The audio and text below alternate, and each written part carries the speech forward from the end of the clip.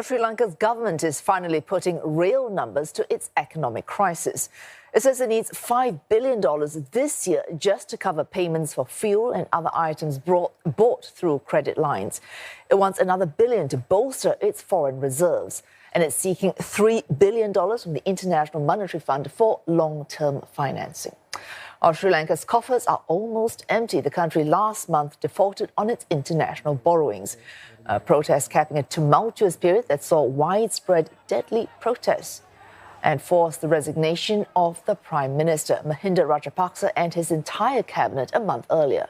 We spoke to one Rajapaksa family member. Now, he's a former cabinet minister who said calls for more resignations will do little to resolve an economic crisis.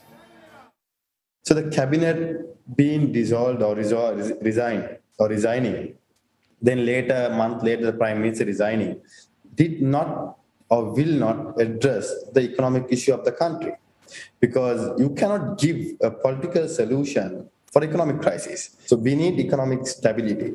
So economic reforms has to take place with utmost priority before we talk about getting into election and winning votes. But the economic imperative does little to hide the dynastic reality of Sri Lanka's Rajapaksa family. Our President Gotabaya is holding on against the odds as president. But his brothers, a former prime minister, an irrigation minister and a finance minister, have all resigned in the last 2 months, as have two of his three nephews also holding ministerial positions. Shades of nepotism and corruption explained away by the country's former sports minister. The previous government had many investigations on us. They were accusing at one point for $18 billion corruption.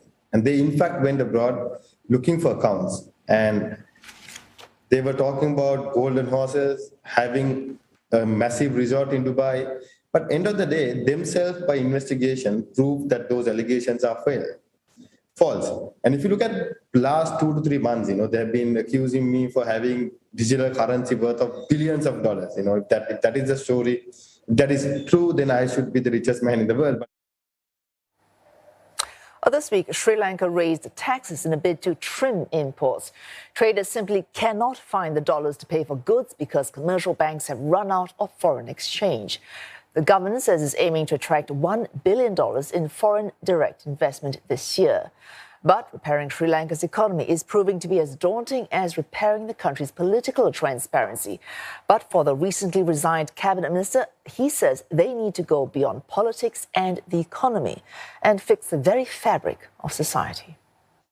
I personally believe economic crisis can be handled, political crisis can be handled, but if the social crises that have built along with this economic and social crisis, political crisis, is something that will take time for us to find a solution or to resolve it. So this is the time I believe everyone should come together and sort out our social crisis. Or breakdown of society has to be reinstated, law and order has to be reinstated, and move forward as a nation.